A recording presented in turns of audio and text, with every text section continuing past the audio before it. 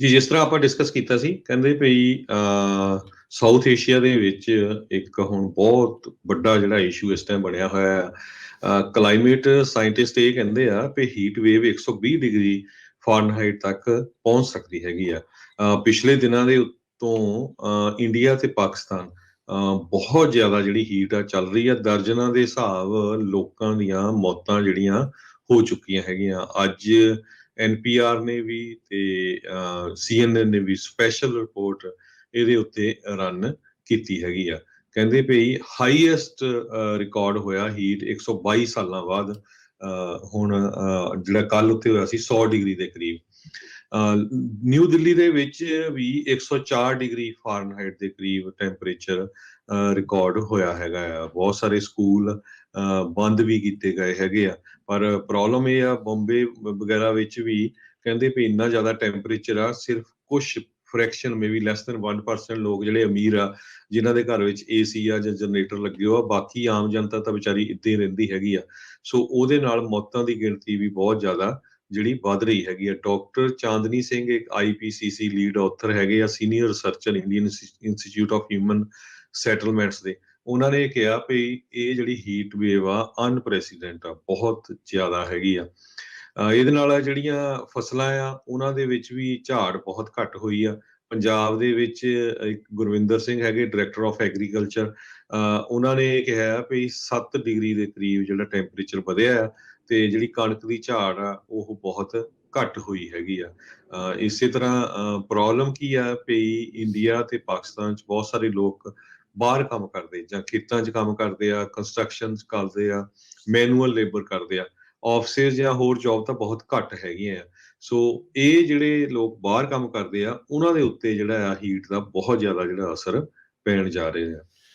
ਜੀ, ਸਥਿਤੀ ਇੰਨੀ ਬੈਡ ਆ। ਪਾਕਿਸਤਾਨ ਦੇ ਵਿੱਚ ਇੱਕ ਇਲਾਕਾ ਆ ਸਿੱਬੀ, ਉੱਥੇ 47 ਡਿਗਰੀ ਟੈਂਪਰੇਚਰ ਜਿਹੜਾ ਸੈਲਸੀਅਸ ਦੇ ਵਿੱਚ ਜਿਹੜਾ ਹੁੰਦਾ ਆ ਉਹ ਹੋਇਆ ਆ। ਕਹਿੰਦੇ ਵੀ ਕੁਛ ਦਿਨ ਠੰਡਕ ਆਊਗੀ ਪਰ ਟੈਂਪਰੇਚਰ ਦੁਬਾਰਾ ਉਸ ਤੋਂ ਬਾਅਦ 'ਚ ਵਾਪਸ ਵਧਣਾ ਆ ਤੇ 50 ਡਿਗਰੀ ਸੈਲਸੀਅਸ ਨੂੰ ਅਗਲੇ 10 ਦਿਨਾਂ ਦੇ ਲਈ ਉਹਨੇ ਪਾਰ ਕਰ ਜਾਣਾ ਆ।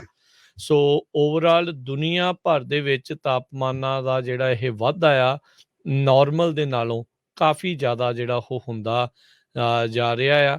ਸੋ ਇਹ ਸਥਿਤੀ ਕੋਈ ਬਹੁਤੀ ਜਿਹੜੀ ਹਰਜੋਤ ਸਿੰਘ ਜੀ ਚੰਗੀ ਓਵਰਆਲ ਭਵਿੱਖ ਦੇ ਲਈ ਨਹੀਂ ਨਜ਼ਰ ਆ ਰਹੀ ਹੈਗੀ। ਸੋ ਟੈਂਪਰੇਚਰ ਅਨੋਮਲੀਜ਼ ਇਸ ਨੂੰ ਆਖਿਆ ਜਾਂਦਾ ਆ ਜਾਂ ਐਕਸਟ੍ਰੀਮ ਟੈਂਪਰੇਚਰਸ, ਇਹ ਇਸ ਟਾਈਮ ਦੁਨੀਆ ਭਰ ਦੇ ਵਿੱਚ ਉੱਤੇ ਚੱਲ ਰਹੇ। ਜਿੱਥੇ ਗਰਮੀ ਪੈਂਦੀ, ਹੁਣ ਦੇਖੋ ਗਰਮੀ ਪੈਂਦੀ ਆ, ਨੋ ਡਾਊਟ ਆਪਾਂ ਨੂੰ ਪਤਾ ਆ ਵੀ ਪੰਜਾਬ ਦੇ ਵਿੱਚ ਵੀ ਗਰਮੀ ਬਹੁਤ ਪੈਂਦੀ ਆ, ਪਰ ਇੰਨੀ ਜ਼ਿਆਦਾ ਇੰਨੀ ਜਲਦੀ ਇਹ ਘੱਟ ਜਿਹੜੀ ਚੀਜ਼ ਆ ਉਹ ਦੇਖੀ ਗਈ ਸੀ।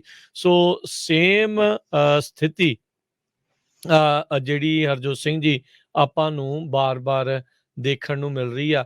ਇਹੀ ਤਰੀਕੇ ਦੇ ਨਾਲ ਜਿਹੜਾ ਤਾਪਮਾਨਾਂ ਦੇ ਵਿੱਚ ਅਦਲਾ-ਬਦਲੀ ਆ, ਮੌਸਮਾਂ ਦੇ ਚੱਕਰਾਂ ਦੇ ਵਿੱਚ ਤਬਦੀਲੀਆਂ ਜਿਹੜੀਆਂ ਇਸ ਟਾਈਮ ਆ ਰਹੀਆਂ ਆ, ਇਕੱਲੀ ਉਧਰਲੇ ਪਾਸੇ ਨਹੀਂ, ਆਪਣੇ ਇੱਥੇ ਵੀ ਆਪਾਂ ਨੂੰ ਇਹੀ ਸਥਿਤੀ ਦਾ ਸਾਹਮਣਾ ਕਰਨਾ ਪੈ ਰਿਹਾ ਆ।